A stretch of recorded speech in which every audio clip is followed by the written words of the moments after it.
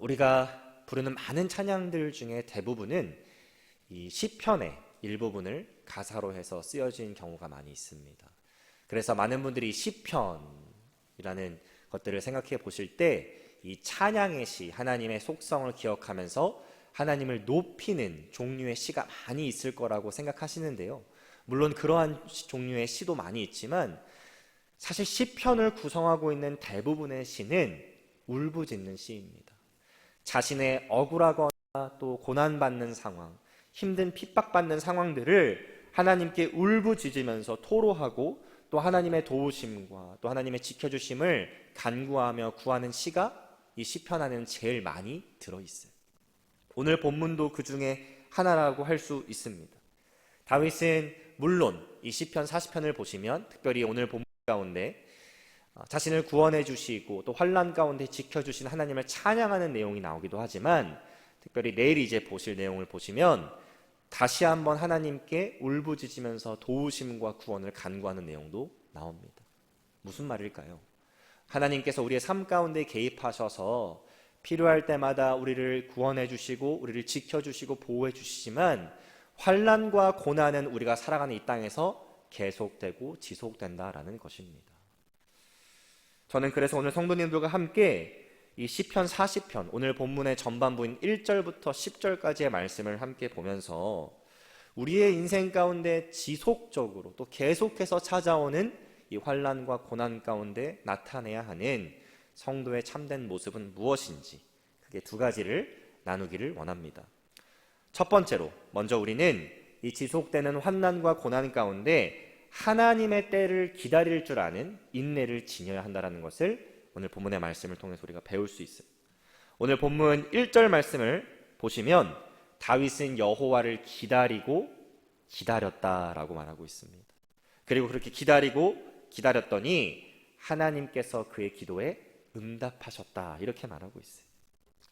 여러분, 어려움이 찾아오고 환난이 찾아왔을 때 기도해야 된다는 것을 모르는 성도는 거의 없을 겁니다.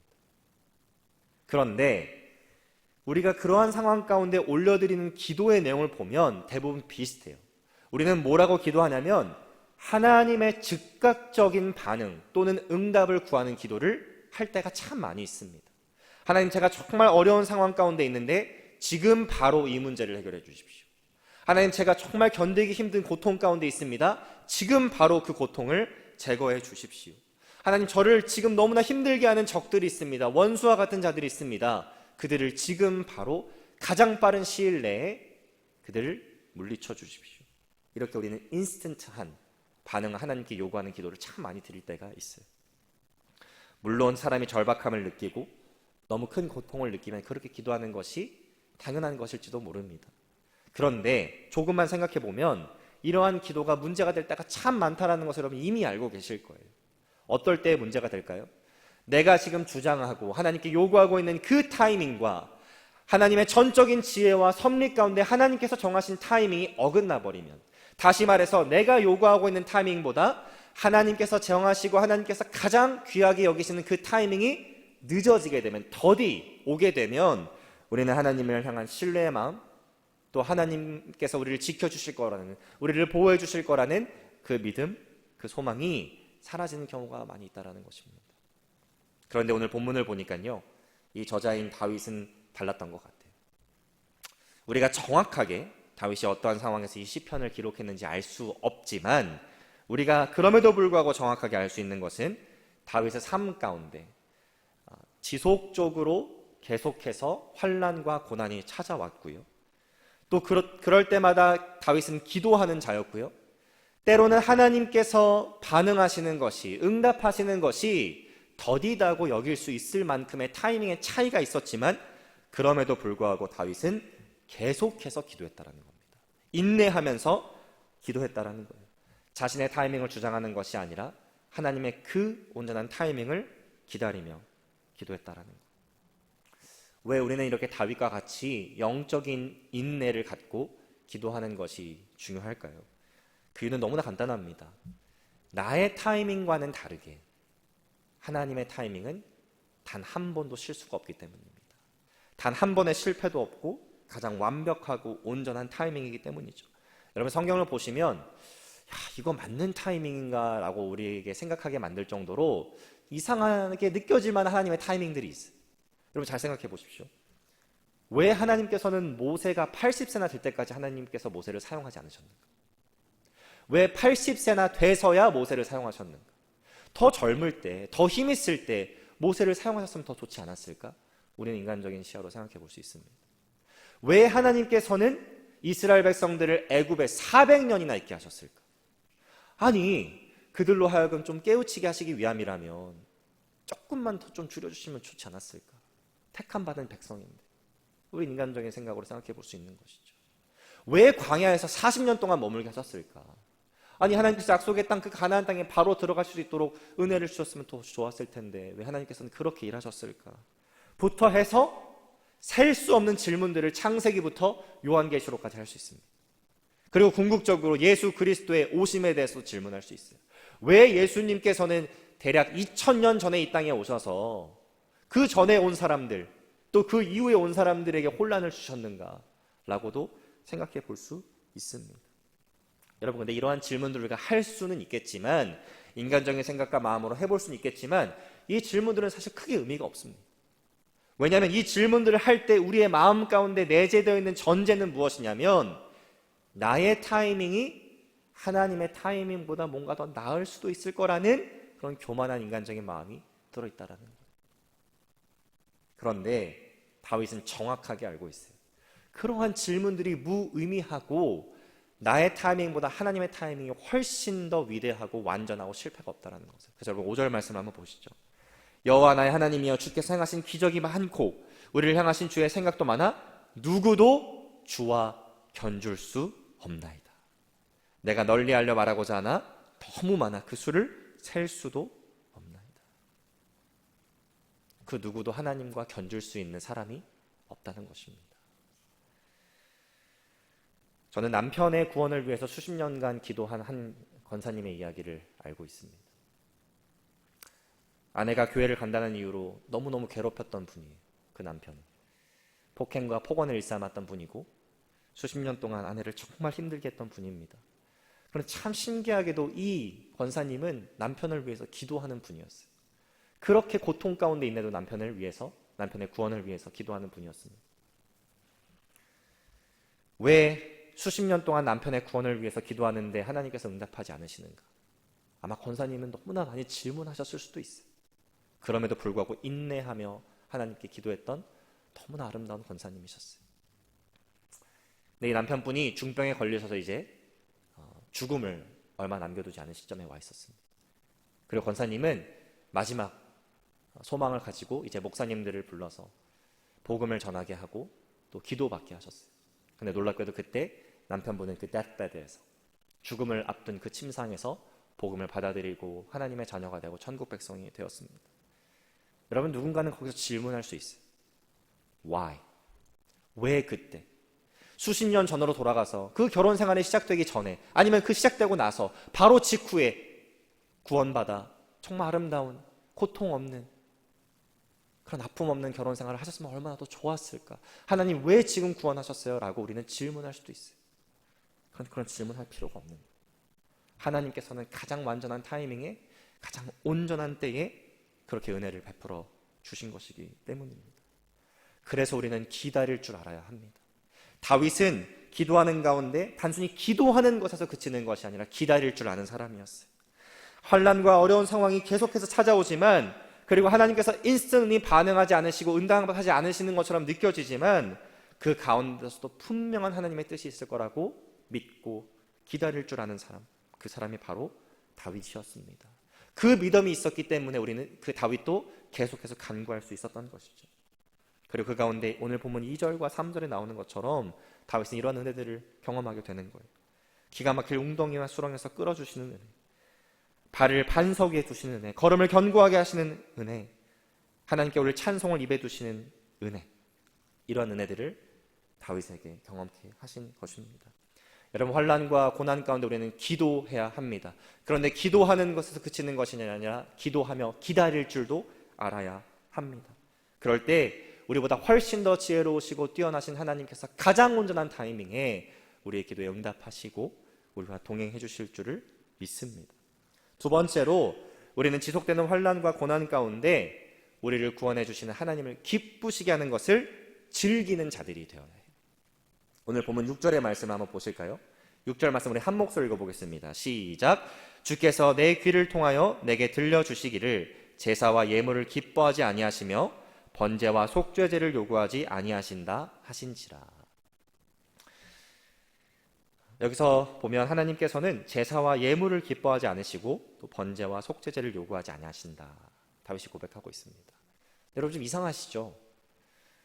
창세기 이후에 나오는 말씀들을 보면 하나님께서 직접적으로 이스라엘 백성들에게 번제와 제사와 예물, 속죄제를 너무나도 디테일하게 요구하시는 장면이 나오지 않나요?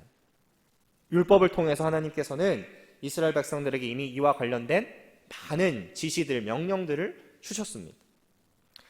그래서 오늘 이 내용만 읽으시고 하나님께 드리는 게 중요한 게 아니구나, 하나님께 예배하는 자세, 제사 드리는 게 중요한 게 아니구나 라고 생각하시면서 그러한 것들을 내려놓으시면 오늘 본문을 굉장히 잘못 이해하시고 핵심을 놓치시는 것입니다.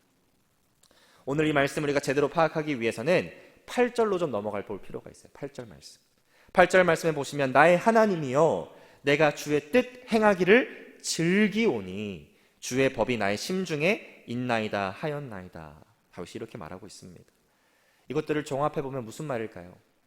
내가 수천 번, 수만 번 번제물을 드리고 제사를 드리고 하나님께 예배를 드려도 그 가운데 무엇이 없으면 아무 소용이 없다라는 걸까요?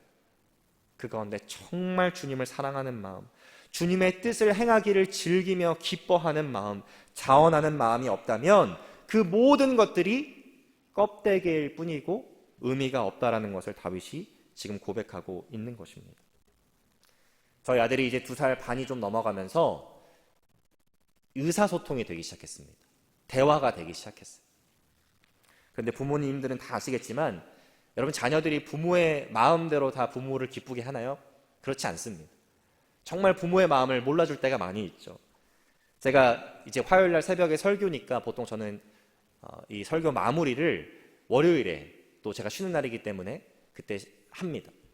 그럼 저는 이제 애들도 씻기고 또 최대한 잘 준비를 다 시켜놓고 딱 책상에 앉는데, 여러분 제 마음, 제 뜻은 무엇일까요? 자녀들을 향한 마음. 그때 이제 잘 때가 됐으니까 잘 자고 내일 만나는 게 제 뜻입니다. 그래서 제가 설교 준비에도 몰입할 수 있고 뭐 조금의 자유시간을 아이들이 저에게 허락해주면 좋겠다라는 마음이 있어요. 그런데 항상 그렇듯 우리 자녀들은 우리의 뜻대로 움직여주지 않습니다. 그때 가장 팔팔해져요. 그리고 마루에 있는 온갖 자기의 장난감들을 아빠 준다고 책상에 막 올려놓기 시작합니다. 제 방에 와가지고. 그리고 뭐 물병도 가져서 아빠 물 마셔, 아빠 장난감, 막 이런 식으로 저를 계속해서 디스트랙트 하는 아들의 모습을 봅니다. 물론 그 모습이 너무나 귀하고 사랑스럽죠. 그런데 저의 마음은 내일 설교인데 이거 빨리 더 마무리하고 더 말씀 보고 싶은데 조금만 나에게 자유시간을 줬으면 좋겠다라는 마음이 더 큰 거예요. 우리의 신앙생활도 이와 비슷할 수 있다는 생각을 해봅니다. 하나님께서 정말 기뻐하시는 것이 있는데 우리는 그렇게 하나님을 기쁘시게 하는 것이 아니라 자꾸 비본질적인 걸로 하나님의 책상에 뭔가 갖다 드리려고 하는 모습들, 그런 모습들이 우리 가운데 있을 수 있다고 생각해요. 여러분, 하나님의 뜻대로 하나님을 기쁘시게 하고 하나님을 섬기는 것은 무엇일까요? 오늘 보면 8절에서 고백하고 있듯이 주의 뜻 행하기를 즐기면서 주의 법을 마음에 새기고 행하는 것, 이것이 하나님께서 정말 기뻐하시는 섬김의 모습인 것입니다.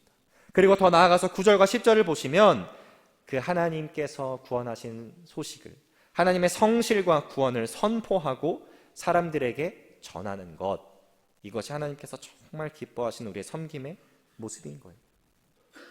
여러분, 이러한 모습을 가장 온전하게 보여주신 분이 한 분 계신데 바로 우리의 주인이신 예수님이십니다. 가장 극심한 환난과 고난 가운데서도 아버지의 뜻대로 아버지를 섬기기를 쉬지 않으셨던 분, 그분이 바로 예수님이세요. 그래서 요한복음 8장 29절에서 예수님께서 이렇게 말씀하십니다. 나를 보내신 이가 나와 함께 하시도다. 나는 항상 그가 기뻐하시는 일을 행함으로 나를 혼자 두지 아니하셨느니라. 여러분 생각해 보십시오. 어떤 부모가 정말 부모의 마음을 알아주고 그 뜻에 따라 순종하고 섬겨주는 자녀를 위해서 그 무엇도 내줄 수 있잖아요. 그 모든 것들을 내줄 수 있는 것입니다. 그래서 우리는 우리의 아버지 되신 하나님께서 기뻐하시는 방법대로 순종하고 섬겨드려야 합니다. 그럴 때에 지금 예수님께서 말씀하셨던 것처럼 그 하나님께서, 아버지 하나님께서 아들 하나님이 예수님과 동행하셨던 것처럼 우리의 삶 가운데 개입하시고 동행해 주시는 거예요. 환난과 고난 가운데 저는 우리 모든 하늘교회 성도님들과 제가 하나님의 때를 기다리며 기도할 수 있는 자들이 되기를 소망합니다. 더 나아가서 상황에는 상관없이 하나님을 기쁘시게 하는 그 삶을 즐길 줄 아는, 그래서 그 하나님의 법을 마음에 새기고 그 뜻대로 행하며 살아갈 수 있는 참된 믿음의 사람들이 다 되시기를 주님의 이름으로 축원합니다. 함께 기도하시겠습니다. 사랑의 주님, 감사합니다.